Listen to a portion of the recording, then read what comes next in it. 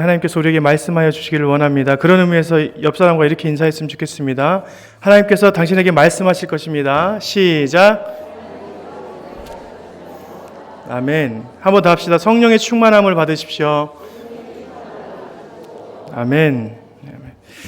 여러분, 오늘은 솔로몬에 대해서 함께 나눠봤으면 좋겠습니다. 언제가 될지는 모르지만 솔로몬은 아주 성실하며 좋은 왕으로 기억되어집니다.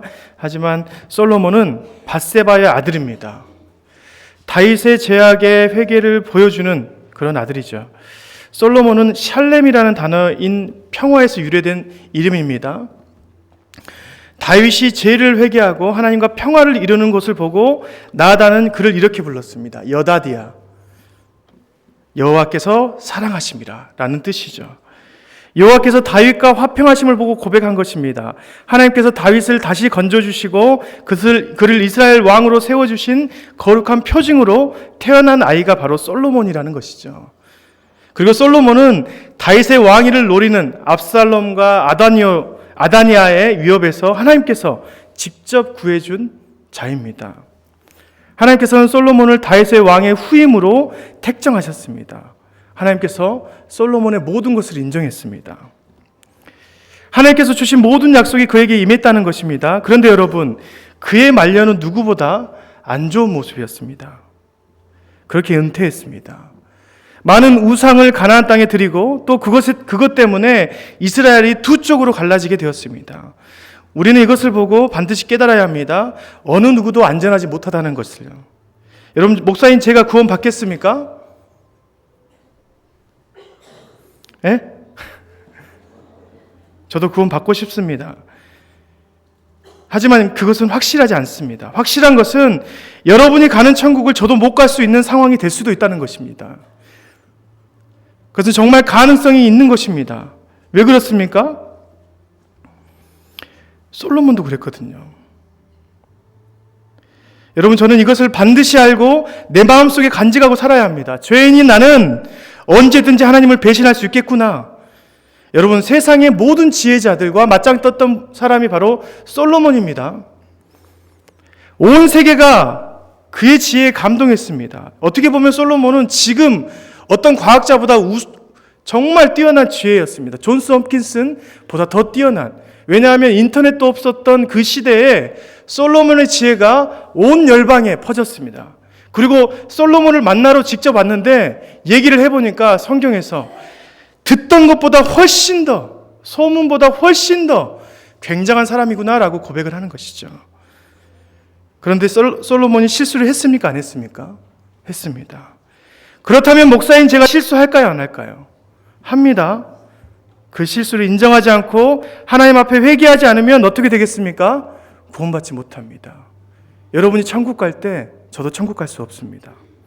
저는 천국 갈 수 없는 게 가능성이 높아지는 것이죠. 최소한 우리는 나도 구원받지 못할 수도 있겠구나 라고 생각을 하면서 우리 마음속에 간직하고 있어야 합니다. 이러다가 나도 구원을 놓칠 수 있겠구나 라고 생각해야 합니다. 다윗처럼 항상 주님, 내 안에서 주님의 영을 걷어가지 마십시오 라고 간절히 간구해야 합니다. 우린 그렇게 살아야 될 겸손한 자입니다. 우리 안에 안정되고 평강이 찾아올 때에도 그 마음의 간구는 멈추지 말아야 합니다. 이것은 두려움이 아닙니다. 구원이 내 손에 있다라는 것은, 그런 말은 구원파가 하는 정말 교만한 소리입니다. 우리는 인생의 마지막에 있을 구원의 열쇠를 놓치지 않기 위해서 이 손을 끝까지 놓쳐서는 안 된다는 것이죠. 이재철 목사님이 이런 말을 했습니다. 올림픽 선수 중에 훈련을 안 하고 금메달 차지한 선수가 한 명도 없다더라. 여러분, 그런데 올림픽에서 금메달 따는 게 쉬울까요? 천국 가는 게 쉬울까요? 대답해 보십시오. 예? 어떤 게 더 어려울까요? 올림픽에서 금메달 따는 게 어려울까요? 천국 가는 게 어려울까요? 천국 가는 게 어렵습니다. 맞죠? 천국은 낙타가 바늘길을 들어가는 것보다 어렵습니다. 그렇다면 여러분, 우리가 최소한 올림픽 금메달 따는 것만큼은 천국을 위해서 훈련해야 되지 않겠습니까? 그런데 여러분은 어느 정도 훈련하고 있습니까? 아멘이라고 말은 하지만 교회는 매주 다니지만 삶 속에서 가만히 있는 사람들은 어떤 마음입니까? 대놓고 하나님 앞에 천국 안 가겠다고 말을 하는 사람입니까? 교회는 오는데 나는 천국 안 가요 라고 말하는 사람과 똑같다는 것이죠. 여러분, 천국을 가기 위해서는 뼈를 깎는 고통이 없다면 천국은 없다는 것이 확실합니다. 바울도 이렇게 고백했습니다. 갈라디아서 4장 19절 말씀이죠. 나의 자녀들아, 너희 속에 그리스도의 형상을 이루기까지 다시 너희를 위하여 해산하는 수고를 한다. 여러분, 우리는 우리 안에 있는 죄성의 모습들을 내보내고 다시 그리스도의 형상을 이루기까지 어떠한 수고를 해야 하냐면 부모가 자녀를 해산하는 그런 뼈아픈 수고를 해야 된다는 것입니다. 어머니가 해산하는 고통은 엄청납니다. 그것을 아는 사람들은 이 훈련의 정도를 알 것입니다. 그러면 여성들만 해산하는 고통을 압니까? 아이가 태어나면 아빠의 책임감은 하늘을 치솟습니다. 그렇죠? 남편이 되잖아요. 남편이 아이를 갖게 되면 한 부모의 아들에서 한 가정의 아빠가 되는 것입니다. 이것은 엄청난 변화입니다. 그에 맞는 책임감이 하루아침에 생긴 것입니다. 그 고통은 해산하는 고통과 같은 것입니다. 그 고통은 또 아내들은 잘 모르는 것 같아요. 그래서 아내가 고통당할 때 옆에서 함께 공감해줘야 해야 되는 게 남편이라면 남편이 밖에서 죽어라 해산하는 고통을 느끼며 일할 때에는 아내들이 수고했다고 공감해 줘야 된다는 것이죠. 남편이 해산하는 고통을 모른다고 생각하지 마십시오. 그것이 바로 부모가 함께 해산하는 고통을 감내하는 것입니다. 그래서 하나님께서 남자와 여자를 주신 것이죠. 하여간 이런 마음으로 우리는 천국을 지켜나가야 합니다. 해산하는 그 고통이 우리에게 전해질 정도로 열심을 다해서 훈련받고 내 손에 있는 구원의 확증을 내 인생의 끝날까지 지켜가야 한다는 것입니다. 여러분이 예수를 믿는 사람들은 구원받는다라고 합니다. 인생의 마지막에 예수 믿어도 천국 가는 건 맞습니다. 그런데 여러분이 그때 그 시일에 딱 맞게 예수를 믿게 될 확률은 얼마나 될까요? 거의 없다고 보시면 되죠. 한번 생각해 보실까요? 내 마지막에 그때 내가 예수를 믿을 확률에 대해서 한번 생각해 좋겠습니다. 어떻게 하면 딱 죽을 당시에 예수를만 믿을 수 있을까? 제가 생각해 봤습니다. 첫 번째, 내가 죽기 직전에 예수를 믿기 위해서는 내 옆에서 항상 대기하는 대상자가 있어야 합니다. 왜냐하면 믿음은 들음에서 나기 때문에 누군가 말을 해줘야 돼요. 다시 말해서 내가 죽기 직전에 나에게 예수를 영접시킬 누군가가 있어야 된다는 것이죠. 어떤 방법들이 있겠습니까? 내가 돈을 엄청 많이 모았습니다. 그리고 내 가정의 전담 목회자를 구하는 것이죠. 김가는 목사는 석현동 212번지의 담당 목사야. 그래서 내가 죽기만을 기다렸다가 야 지금이야 그러면서 예수 영접을 시키는 것입니다. 나는 허랑방탕하게 살아도 내 마지막에 나에게 영접시켜줄 사람을 사서 고용하면 된다는 것입니다. 그러면 가능성이 좀 있습니다. 두 번째, 우리는 우리의 죽을 시간을 예측하기 어려운 것이죠. 예측만 하면 가능하잖아요. 내 마지막 시간 10분 전이라도 내가 어떻게 죽을지 알게 된다면 나는 예수를 믿고 영접할 수 있습니다. 하지만 어느 누구도 자신의 죽을 1초도 예측 못합니다. 세 번째, 첫 번째와 두 번째의 삶이 다 해결했다고 생각해 봅시다. 내 마지막에 내가 전심으로 예수를 믿겠다고 고백할 마음이 생기지 않는 것입니다. 여러분, 내 평생 돈을 모아서 전담 목회자를 쓰고 시간을 딱 맞춰서 내가 죽을 시간을 알았습니다. 그런데 그때 내가 예수님을 내 인생을 걸고 주님이라고 고백할 수 있을까요? 허랑방탕에 살았는데 못합니다. 세상에서 달콤한 맛, 돈 맛, 명예 맛 다 봤는데 예수님을 보고 내 주인이라 믿을 수 있을까요? 못합니다. 그렇기 때문에 여러분에게 예수를 알게 된 그 시간부터 여러분은 해산의 고통을 하면서 전심을 다해서 예수를 믿기 시작해야 합니다. 어떻게 해요? 어느 정도요? 올림픽에 나가는 선수처럼 연단과 훈련을 받아야 한다는 것이죠. 해산하는 수고를 다해가며 그리스도의 형상을 이루기까지 노력해야 한다는 것입니다. 그래야 내 손에 주어진 구원의 은총을 이루어낼 수 있습니다. 못해도 올림픽 선수만큼은 금메달 따는 사람만큼은 훈련해야 합니다. 그러다면 보면 내 삶에서 주님이 주시는 능력과 용기가 생겨납니다. 그렇게 애쓰고 있는 하나님의 자녀들에게 하나님께서 그냥 살아가라고 하실 것 같습니까? 주님은 그러시지 않습니다. 삶의 성령의 열매들을 통해서 주변이 바뀌게 하시고 하나님의 나라가 이 땅 가운데 이루어지게 만드신다는 말씀입니다. 그런데 여러분, 우리가 가끔 이런 연단과 훈련을 열심으로 오해하는 경우가 있습니다. 여러분, 열심은 좋은 것입니까? 여러분, 열심은 좋은 것 아닙니다. 열심은 어떠한 효과를 극대화시키는 것이지 좋은 것 아닙니다. 좋은 것을 할 때 더 좋아지는 것이지 나쁜 것을 열심 내면 어떻게 되겠습니까? 더 나빠지는 것입니다. 도둑질이 열심을 내면 좋은 것입니까? 더 나빠집니다. 나눔과 선행에 열심을 내야지 더 좋아지는 것입니다. 그런데 여러분, 신앙생활 하면서 사람들이 오해하는 거 있습니다. 무조건 열심히만 하면 좋은 것이라고 생각합니다. 하지만 그것은 잘못된 것입니다. 여러분, 하나님이 보시기에 교인들이 잘못한 것과 세상 사람들이 잘못한 것 중에 어떤 것이 더 기분 나빠하실까요? 교인들이 죄 지은 것을 더 기분 나빠하십니다. 도둑놈이 도둑질하는 것은 그나마 이해할 텐데 내 자녀가 아무리 도둑놈이라고 할지라도 도둑질하면 기분 나쁩니다. 혼내야 합니다. 하나님께서 그렇게 하십니다. 그런데 교회에서 우상숭배의 모습들, 율법주의 이런 것들에 열심히 사람들에게 하나님께서 분명히 더 화를 내실 것입니다. 여러분, 사람들이 하나님께 열심을 내야 하는데 대부분 신앙생활하면서 목회자들에게 열심을 냅니다. 그것은 참으로 잘못된 것입니다. 목회자들은 제발 그냥 놔두십시오. 여러분이 안 챙겨도 그냥 잘 삽니다. 챙겨주지 않아도 됩니다.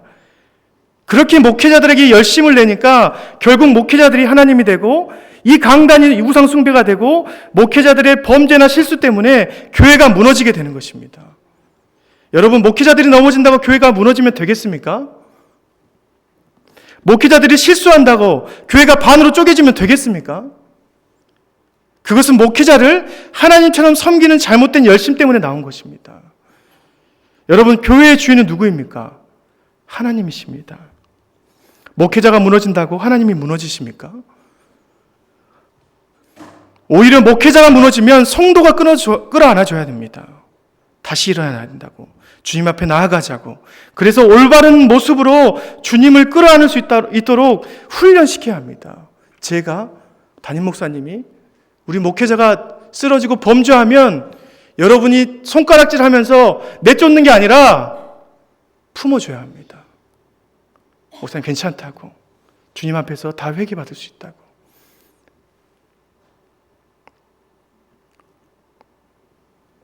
지금 목회자를 욕하는 교회는 많아도 목회자를 끌어안을 수 있는 교회는 별로 없는 것 같습니다. 여러분, 한 가족이라면 실수한다고 내치겠습니까? 함께 바꿔나가야 합니다. 성도도 마찬가지입니다. 내 주변에 성도들이 실수하고 범죄하고 꼴보기 싫으면 어떻게 해야 합니까? 욕하고 손가락질하고 그래야 합니까? 끌어안아줘야 합니다. 이게 가능한 것이 하나님이 주인 되신 교회입니다. 교회에서 나쁜 것에 열심으로 섬기지 마시고 성경 안에서 예수님이 행하신 것에 열심을 내시길 바랍니다. 신앙 안에서 열심을 내면 잘못하면 율법주의가 되고 잘하면 주님께 영광이 됩니다. 연단과 훈련은 열심의 문제가 아닙니다. 내 안에 그리스도의 형상을 회복시키기 위해서 비우는 작업을 해야 합니다. 죄성이 많은 인간의 본성을 성령의 사람으로 바꾸기 위해서 우리는 다분히 비워 나가야 합니다. 열심히 해서 채우는 것이 아니라 오히려 우리 것을 비우고 교회 안에 있는 형식들을 넘어서는 그분의 생각과 가치관을 배워가야 한다는 것이죠. 그것이 비우는 과정입니다. 이제 우리는 본문의 내용을 함께 살펴볼 건데요. 솔로몬이 착했던 시절, 하나님이 사랑의 존재로 합당하게 그의 삶을 축복했던 시절을 한번 살펴봤으면 좋겠습니다. 처음에 솔로몬은 하나님이 많이 사랑했던 것 같습니다. 그의 모습은 참으로 하나님께서 기뻐하시는 모습이었습니다. 그래서 기브온에서 그가 1000번제를 드릴 때 하나님께서 감동했습니다. 밤에 여호와께서 솔로몬의 꿈에 나타나서 이런 말씀하십니다. 5절이죠. 하나님이 이르시되 내가 내게 무엇을 줄고 너는 구하라. 여러분, 램프의 요정 지니가 나타나 너의 소원이 뭐냐? 내게 말해보라. 뭐든지 들어줄게. 어떤 소원을 빌겠습니까? 여러분, 그거 아십니까? 내가 아무리 갖고 싶은 소원에도 책임이 따릅니다. 만약에 여러분, 내가 이 세계의 지도자가 되고 싶습니다. 이렇게 말한다고 합시다. 그러면 어떤 방법이 있을까요? 내가 월등한 지혜와 능력을 갖게 되어서 세계 지도자가 될 수도 있지만 그렇지 않고 반대로 나는 가만히 있는데 다른 사람들이 나를 세계 지도자로 모시려면 어떻게 해야 되겠습니까? 나보다 못한 멍청이로 만들어야 합니다. 저는 IQ 2자리입니다. 그렇다면 다른 사람들을 다 IQ 원숭이 수준으로 만들어야지 내가 세계 지도자가 될 수 있는 것이죠. 우리는 소원을 빌 때 잘 빌어야 합니다. 하나님, 이번 수능 시험 때 제가 공부를 못했는데 그래도 이 대학을 가고 싶습니다. 이렇게 소원을 말하는 것이 합당하겠습니까? 그렇지 않습니다. 많은 부모님들이 그렇게 기도하고 있지 않습니까? 내 자녀 상황보다 훨씬 더 좋은 대학을 지나가는 게 좋다라고 그렇게 기도하다가 하나님이 은혜 주셔서 더 좋은 대학 갔다고. 이건 위험한 생각입니다. 다른 친구들이 그 소식을 듣는 순간 어떻게 반응하겠습니까? 하나님을 좋은 존재로 볼까요? 그렇지 않습니다. 하나님은 부정의 선두주자로 볼 것입니다. 나보다 열심히 하지도 않은 친구를 더 좋은 데로 올려놨는데 그게 하나님의 은혜라고 하나님을 부정으로 봅니다. 그게 우리 하나님을 내놓는 모습이 아닐 것입니다. 소원을 빌 때는 반드시 책임이 따른다는 것을 우리는 알아야 합니다. 하나님께서는 이런 모든 것을 솔로몬이 잘 이해할 것이라고 생각했던 것 같습니다. 그가 함부로 소원을 말하고 남발하지 않는 자라는 것을 하나님께서 알고 계셨습니다. 보십시오. 그가 다윗을 평가하는 장면이 나옵니다. 6절이죠. 솔로몬이 이르되 주의 종 내 아버지 다윗이 성실과 공의와 정직한 마음으로 주와 함께 주의 앞에 행함으로 주께서 그에게 은혜를 베푸셨고 주께서 또 그를 위하여 이 큰 은혜를 항상 주사 오늘과 같이 그의 자리에 앉을 아들을 그에게 주셨나이다. 그가 자기 아빠 다윗을 평가하는데 성실과 공의와 정직한 마음으로 주와 함께 일했다. 그러니까 거기에 하나님께서 은혜를 주셨다라고 고백합니다. 솔로몬이 그 왕위를 물러받았지만 결국 그가 고백한 것은 자신 없다였습니다. 7절에 뭐라고 말하냐면 자신을 작은 아이라 고백합니다. 작은 아이의 뜻은 히브리어로 찾아봤더니 종, 작은 젖먹이 아이, 다른 뜻으로 시중 드는 하인을 말합니다. 그러니까 많은 일들과 환경 가운데 자신은 다른 것이 아니라 주님 앞에 작은 아이 같은 존재입니다. 주님 앞에 젖먹는 아이와 같습니다라고 말하는 것과 같습니다. 주님의 음성을 듣고 그것을 그대로 따라하는 그런 존재밖에 되지 않습니다라고 고백하는 것이죠. 그래서 솔로몬이 하나님께 말하는 것이 바로 듣는 마음을 주라고 말씀하시죠. 여러분, 젖먹이 아이가 어머니의 음성을 듣는 것이 생명 아니겠습니까? 시중을 드는 종들이 주인의 말씀을 어기고 나가면 되겠습니까? 자신의 삶을 이어가는 것은 주인의 말씀이 자기에게 들리는 것이죠. 솔로몬은 하나님께서는 내 주인이며 나의 부모입니다. 내가 이제 다른 것이 아니라 작은 아이로서 듣는 것을 생명처럼 여기게 살겠습니다라는 고백과 같은 것입니다. 10절 솔로몬이 이것을 구하매 그의 말씀이 주의 마음에 든지라. 여기에서 나오는 마음에 든다라는 말씀은 예전 성경에 보니까 마음에 꼭 맞다라는 것이죠. 어찌 너는 내가 좋아하는 말만 골라서 하냐라는 뜻입니다. 히브리어 원어에 보니까 이 말씀이 뭐냐면 야타부, 토부, 와 좋다라는 최상급입니다. 기가 막히다, 그 말이 참 괜찮다, 100점이다 100점, 너희 고백은 100점이다 라는 것입니다. 칭찬하는 것입니다. 솔로몬이 이런 사람이었습니다. 이 고백이 그만큼 좋은 고백이라는 것이죠. 우리가 신약에서 베드로가 했던 고백이 뭡니까? 주는 그리스도시요 살아계신 하나님의 아들이십니다. 와, 거의 고백과 비등한 고백이 바로 이 고백입니다. 나는 작은 아이요 나에게 듣는 마음을 주옵소서. 내가 스스로 무엇을 할 수 있는 존재가 아닙니다. 주님의 말씀이 없으면 나는 아무것도 할 수 없는 그저 시중 두는 하인입니다라고 고백하는 것이죠. 여러분, 안에 있는 이런 고백이 있으면 100점짜리 고백입니다. 하나님께서 뭐든지 말해, 내가 다 들어줄게, 그 말씀이 있을 때 욕심을 내지 않고 이런 고백을 한다면 그것은 참으로 좋은 고백이라는 것이죠. 하나님께서 그런 사람을 가만히 두겠습니까? 그렇지 않았습니다. 하나님 그런 사람에게 한없이 긍휼하심과 능력을 부어주셨습니다. 너가 바라는 것과 너의 모든 것을 내가 다 채워줄게 라고 말씀하셨습니다. 11절부터 13절 말씀이죠. 거기에 보니까 내가 구하지 않는 것까지도 다 줄게, 지혜롭고 총명한 마음을 줄게, 내 앞에 너와 같은 자가 없다, 또 내가 구하지 아니한 부귀와 영광도 줄 테니까 내 평생의 왕들 중에 너와 같은 자가 없을 거다라고 고백하고 있습니다. 이 말씀이 예수님께서 하신 그 말씀의 결과물 아니겠습니까? 너는 먼저 그의 나라와 그의 의를 구하라, 그리하면 이 모든 것을 내가 다 채워줄게. 이 말씀의 결과를 받은 솔로몬을 볼 수 있는 것입니다. 구하지 아니한 부귀 영화도 받게 되는 것입니다. 우리는 항상 이 말씀을 볼 때 조심해야 합니다. 부귀 영화는 따라오는 것이니까 절대 우리의 관심사가 되어서는 안 됩니다. 그분이 칭찬한 것은 그의 고백입니다. 우리가 관심을 가져야 할 것은 솔로몬의 마음과 그의 고백이라는 것이죠. 하나님께서 이 말씀을 솔로몬에게만 주시지 않고 영원한 말씀이 성경에 기록했다는 것은 우리에게도 동일하게 언약의 말씀이라는 것이죠. 우리는 이 고백으로 살아갈 때 솔로몬과 같은 축복을 얻게 될 것입니다. 물론 하나님께서 왕 중에는 그런 자가 없을 거라고 말했지만 우리의 삶터에서 주님이 주시는 솔로몬의 그 복을 받아 누릴 수 있다는 것이죠. 솔로몬과 비등한 축복을 우리도 받을 수 있다는 것입니다. 분명한 것은 우리가 관심 가져야 할 것은 그의 고백이라는 것입니다. 나는 작은 아이입니다. 주님이 주시는 말씀을 잘 듣는 그런 마음을 허락해 주십시오. 이거밖에 없습니다. 마지막으로 우리가 한 가지 더 관심을 갖고 봐야 할 것이 무엇입니까? 이 모든 과정이 꿈에서 일어난 사건입니다. 여러분 생각해 보십시오. 하나님과 아담처럼 에덴을 거니면서 수많은 축복의 메시지를 받았습니다. 그런데 여러분 그게 꿈입니다. 하나님께서 저에게 말씀하십니다. 관우야, 내가 너에게 무엇이든지 줄 테니까 뭔지 말해봐. 그래서 말했더니 그보다 더 많은 것을 주셨습니다. 너무 기분이 좋습니다. 즐거웠습니다. 그게 꿈입니다. 그럼 보통 사람들은 어떻게 해야 합니까? 자연히 꿈이었네. 그래서 어떻게 합니까? 에이, 꿈이었잖아 라고 말하는 것이죠. 여러분 당연히 돼지 꿈 하나 꾼 것처럼 기분이 허탈하지 않겠습니까? 그럴 것입니다.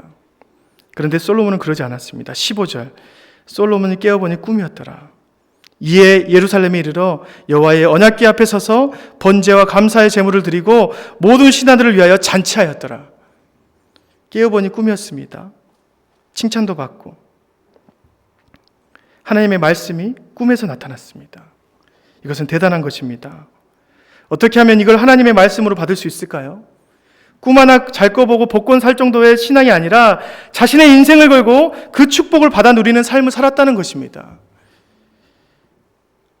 하나님께서 주신 그 축복은 하나님의 정확한 음성으로만 들렸다는 것이죠. 우리가 어떻게 하면 꿈에서 받은 축복을 우리의 인생을 걸고 받을 수 있을까요? 하나님께서는 우리에게 음성뿐만 아니라 수많은 방법들로 우리에게 역사하십니다. 어떨 때는 괴로운 마음을 주시던지 어떨 때는 이웃들을 통해서 경고의 메시지를 주기도 합니다. 어떨 때는 다른 사람의 노랫소리가 하나님의 큰 음성으로 들릴 때도 있습니다. 어떨 때는 마음의 기분이 우리에게 하나님의 음성으로 들릴 때도 있습니다. 여러분, 하나님은 우리에게 이미지로도 말씀하십니다. 이미지는 우리에게 더 많은 영감과 해석을 줍니다. 생각해 보십시다. 여러분, 예술가의 작품을 모든 사람들이 똑같이 볼까요? 조각품이 있습니다. 어떤 사람은 앞면을 봤어요. 아, 좋다. 근데 어떤 사람은 뒷면을 보고 감동합니다. 이것은 분명히 이런 모습 때문에 이렇게 만들었을 거야.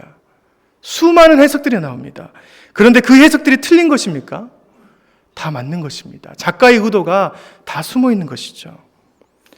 하나님께서 우리에게 이미지처럼 주시는 것은 우리에게 더 많은 해석이 필요하다는 것이죠. 그리고 어떤 사람이 느끼는 해석만 맞는 것이 아니라 모든 해석과 감동이 하나님의 안에서 가능하다는 것을 의미하는 것입니다.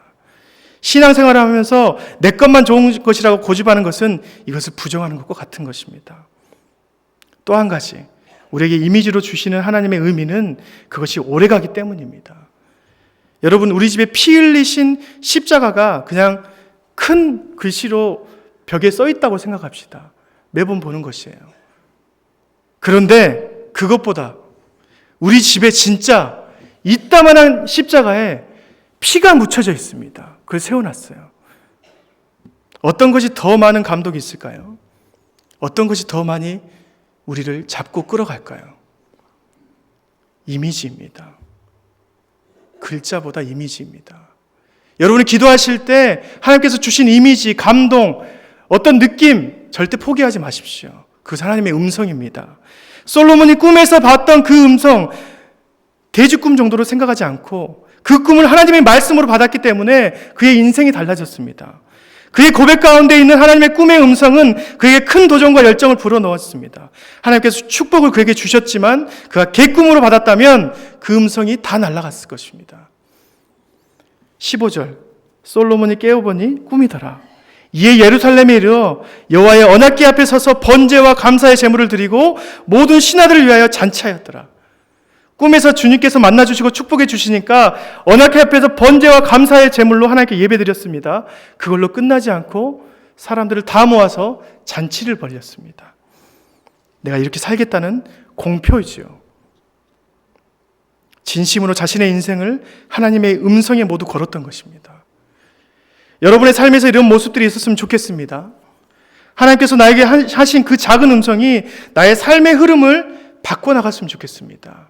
그리고 그 음성 때문에 내가 연단하며 훈련하며 올림픽에 나가는 금메달의 선수처럼 그 천국을 받아 누리는 여러분이 됐으면 좋겠습니다.